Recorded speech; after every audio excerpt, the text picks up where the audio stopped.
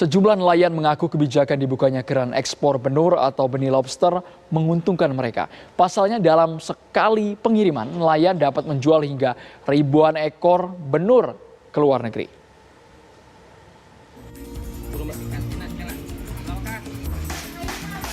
Inilah tambak budidaya dan pengepulan benur atau benih lobster di area Bojong Salawe, Parigi, Pangandaran, Jawa Barat. Benih-benih lobster yang dibudidayakan di tambak ini biasa dikirim ke luar negeri seperti Vietnam. Bahkan dalam beberapa pekan terakhir, ekspor benur ke Vietnam mengalami peningkatan. Benur-benur tersebut dijual ke luar negeri seharga Rp10.000 per ekor dan dalam sekali pengiriman bisa terjual hingga ribuan ekor benur. Menguntungkan. Alasannya? Ya alasannya semenjak ini apa namanya dilegalkan gitu, jadi meningkatkan pendapatan lah untuk nelayan, nelayan kecil terutama. Terus masyarakat juga bisa ikut?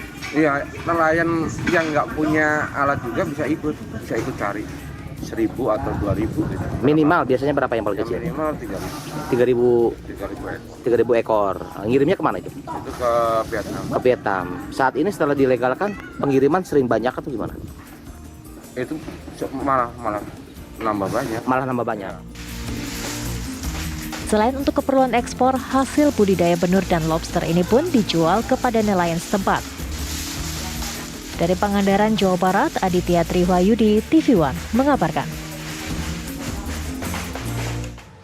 Kami ajak Anda untuk menuju ke tempat petambak benur atau benih lobster yang ada di Pangandaran. Sudah ada rekan kami Aditya Triwahyudi yang akan langsung menunjukkan kepada Anda seperti apa sebenarnya kondisi di lapangan petambak benur ini. Aditya. Ya baik, pemirsa, saat ini saya ada di tempat tambak benur atau benih lobster di Bojong Salawe, Parigi, Pangandaran, Jawa Barat. Di tempat saya menggambarkan saat ini merupakan tempat di mana benur-benur ini dibudidayakan untuk selanjutnya diekspor ke luar negeri. Salah satunya adalah ke daerah Vietnam. Penambak benih lobster ini mengaku semenjak dibukanya keran lobster ke luar negeri ini, keran ekspor maksud kami, mereka sangat diuntungkan karena banyak masyarakat yang bisa ikut mencari nafkah untuk menjual benih-benih benur tersebut dan lobsternya ke tingkat pengepul. Dan pengepul pun menjualnya ke luar negeri. Untuk jelasnya bagaimana, saat ini saya akan menunjukkan kepada Anda juga pemirsa bagaimana cara mengolah benur atau benih dari lobster tersebut. Mari ikuti saya. Ya, ini adalah salah satu tempat benur, Anda bisa lihat, kamera bisa lebih dekat sini. Nah, ini adalah benurnya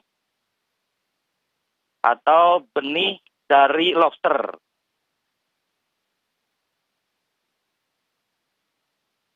Ya.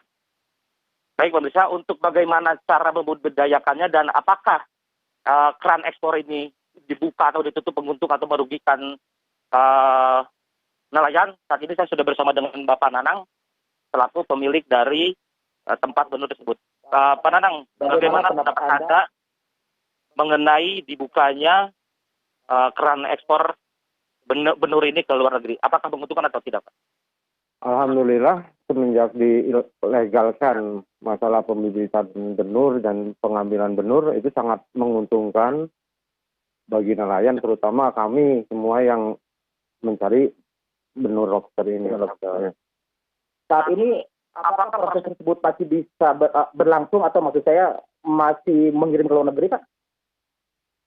Sebenarnya untuk saat ini masih bisa, tetapi setelah barusan kami membaca surat keputusan SPWP itu, kami juga merasa menyesal. Karena apa?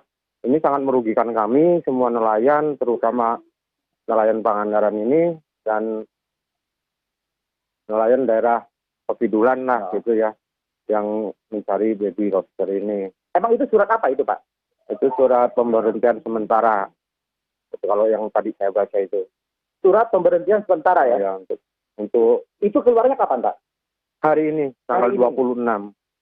Jadi artinya mulai hari ini Bapak beserta teman-teman yang lain sudah tidak bisa mengekspor benur lagi. Iya, Bagaimana menurut tanggapan Bapak mengenai surat itu? itu sangat menyesal sekali. Jadi tidak ada kesempatan ataupun waktu buat kami untuk pemberian tahu kepada teman-teman kami. Padahal hari ini juga masih ada yang mencari lobster, itu baby lobster itu. Jadi bingung nantinya mau dijual kemana gitu.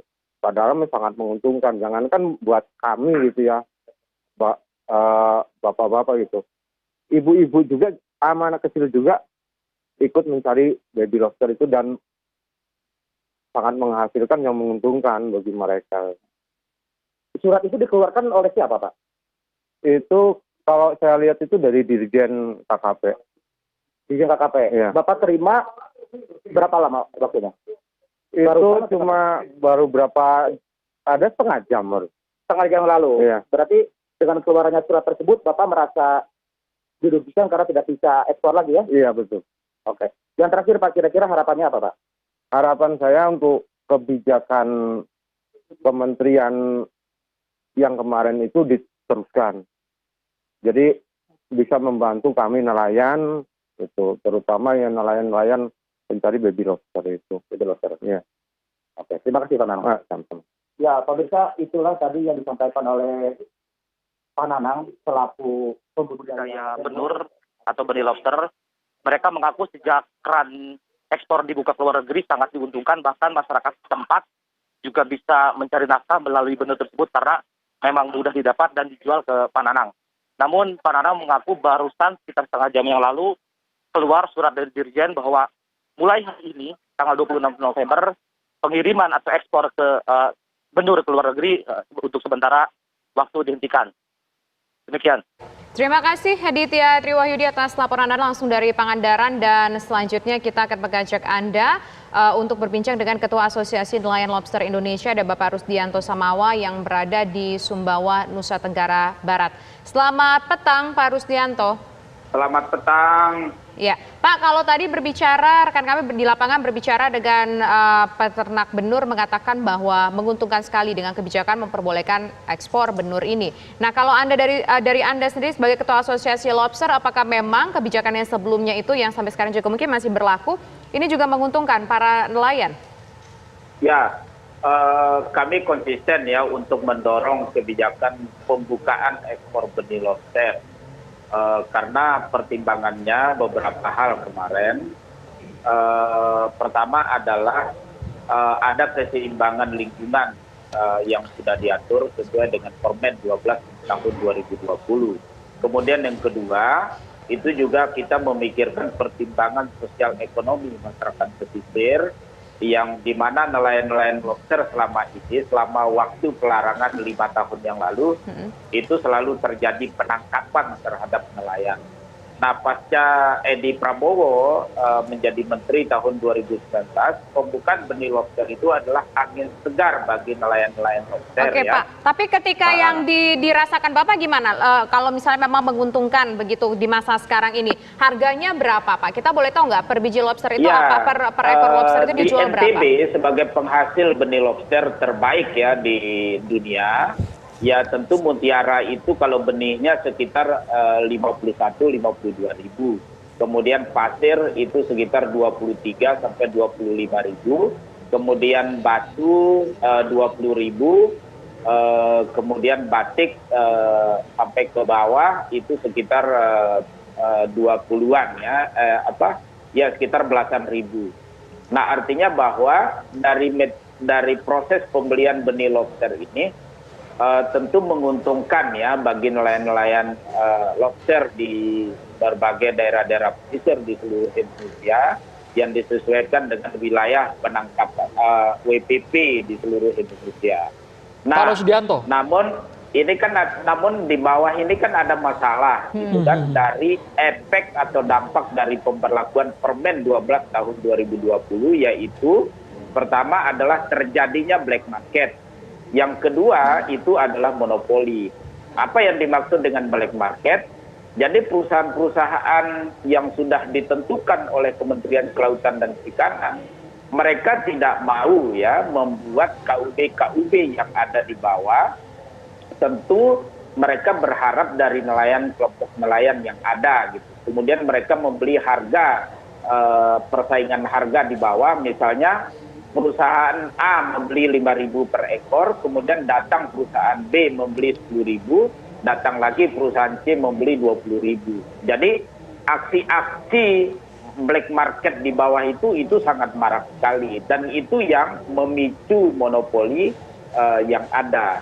Namun monopoli yang terjadi di tingkat pusat, misalnya di banyak perusahaan ini adalah monopolinya melalui perusahaan-perusahaan kargo, pengiriman-pengiriman.